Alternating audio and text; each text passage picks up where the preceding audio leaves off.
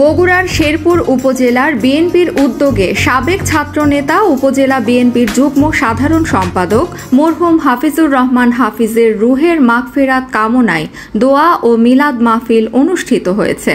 20 September বিকেলে উপজেলা বিএনপির দলীয় কার্যালয়ে অনুষ্ঠিত শেরপুর উপজেলার বিএনপির সভাপতি ভিপি শহীদুল ইসলাম বাবলুর সভাপতিত্বে ও সাধারণ সম্পাদক রফিকুল ইসলাম মিন্টুর সঞ্চালনায় দোয়া ও মিলাদ মাহফিলের উপস্থিত ছিলেন শেরপুর উপজেলা পরিষদের সাবেক চেয়ারম্যান ও বিএনপির কেন্দ্রীয় কমিটির কার্যনির্বাহী সদস্য কে এম মাহবুবুর রহমান হারেজ, জেলা বিএনপির উপদেষ্টা আলহাজ শফিকুল আলম তোতা, সিনিয়র সহসভাপতি পিয়ার হোসেন পিয়ার, সহসভাপতি ও মির্জাপুর ইউনিয়নের সাবেক চেয়ারম্যান আব্দুল মোনায়েম খান, সাংগঠনিক সম্পাদক আব্দুল মমিন, আব্দুল হাই সিদ্দিকী হেলাল, যুগ্ম সম্পাদক আবু সাইদ, বদিউজ্জামান বদি, উপজেলা বিএনপির দপ্তর সম্পাদক মোয়াজ্জেম হোসেন, প্রচার সম্পাদক নজরুল ইসলাম জাকি, উপজেলা বিএনপির সহ অর্থ বিষয়ক সম্পাদক আলহাজ খায়রুল আলম চায়না, প্রবাসী কল্যাণ সম্পাদক কায়কোবাদ,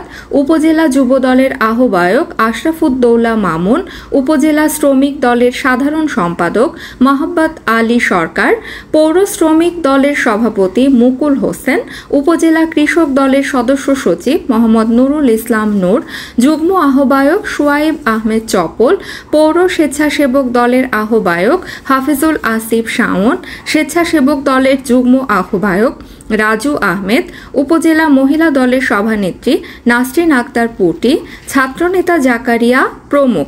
ভিডিও ও তথ্যচিত্রে আব্দুল ওয়াদুদ, নিজস্ব প্রতিবেদন। অহমিকা দেখায়, দাম্ভিকতা দেখায়, আসলে কিছু না।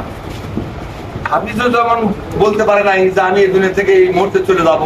আমরা এই লাইনে বা আপনারা যারা আছেন একটি ব্যক্তিও বলতে পারবে না যে কালকে আপনাদের সঙ্গে আমার দেখা হবে কিনা। এই কথা যে কারণে আমাদেরকে সর্বক্ষেত্রে সব মুহূর্তে আমাদের মৃত্যুর জন্য প্রস্তুত রাখতে হবে নিজেকে, এবং এমন কোনো কাজ করা যাবে না যে কাজে মানুষ আঘাত পায়, এমন কোনো কথা বলা যাবে না যে কথাতে আমার নেতা কর্মীরা আঘাত পায়। আমি সমস্ত নেতৃবৃন্দকে আজকে একটাই উল্লেখ করবো যে হাফিজ আজকে আমাদের মাঝে নাই। আমার যদি খাস দেবে, আমার হাফিজের কাছে কিছু দিতে পারবো না, ও কিন্তু নিয়েও দিতে পারেনি। এই দলের জন্য অনেক কিছু করে গেছে, তারপরে কিছু দিতে পারিনি। আজকে ও কবরে কি অবস্থায় আছে আল্লাহ পাক ছাড়া কেউ জানে না। আমরা আজকে খাস দিলে এতগুলো মানুষের মধ্যে কারো দোয়া যদি আল্লাহ পাক কবুল করে, তাহলে কবরের আযাব যদি আল্লাহ পাক মাফ করে দেয়। এটাই হচ্ছে হাফিজের জন্য সবচেয়ে পাওয়া।